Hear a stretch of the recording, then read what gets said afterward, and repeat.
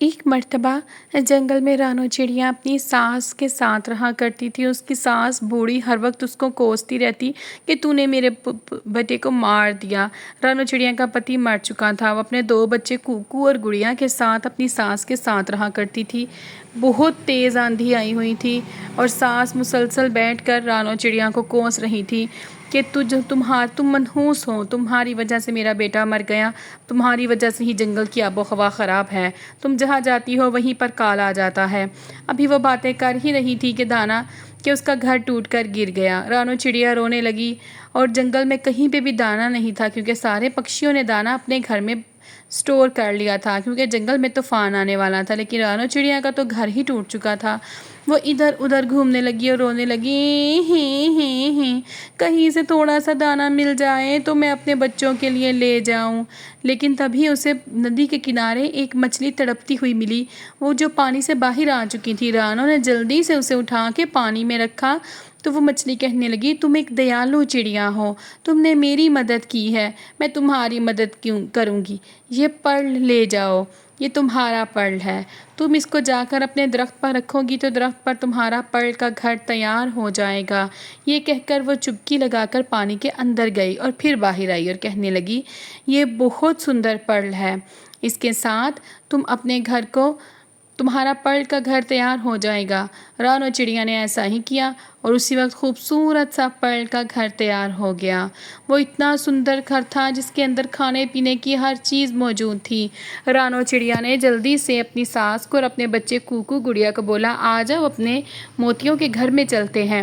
لیکن ساس، جو کہ رانو چڑیا کو بالکل پسند نہیں کرتی تھی، اس کے گھر میں جا کر کہنے لگی، کل موہی تمہاری اتنی اچھی قسمت کہاں سے ہو گئی، اتنا اچھا گھر تمہیں کہاں سے مل گیا۔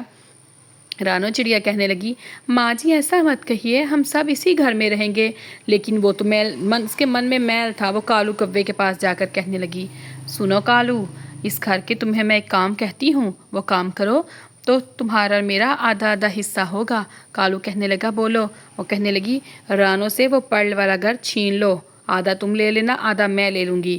میں اس کو سکون میں نہیں دیکھ سکتی، اس نے میرے بیٹے کو کھایا ہے، میں اس کو بھی ایسے ہی بے سکون دیکھنا چاہتی ہوں۔ کالو کوا چلا گیا اور جا کر کہنے لگا، ارے چھوٹی چڑیا، رانو چڑیا، نکلو اس گھر سے، اور یہ گھر ہمارا ہے، یہاں پر ہمارا قبضہ ہوگا، نکلو تم یہاں سے۔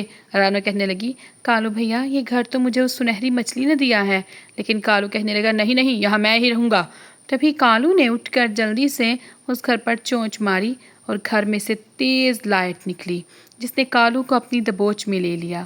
کالو پھڑپھڑانے لگا، لیکن جو ہی اس لائٹ نے اس کو اپنی دبوچ میں لیا، کالو پلٹیاں کھاتا ہوا زمین پر جا گرا اور اس کے پنکھوں کے اندر آگ لگ گئی۔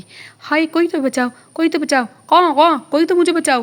لیکن وہ جلتا جلتا، اس کی ہڈیاں ٹوٹ چکی تھیں، اس کے پر جل چکے تھے، وہ وہاں سے بھاگ گیا اور اس گھر نے رانو کی بوڑھی ساس کو بھی وہیں پر منجمد کر دیا اور کہنے لگا، رانو اچھی دل چڑیا ہے، اب تم ایسے ہی رہو گے۔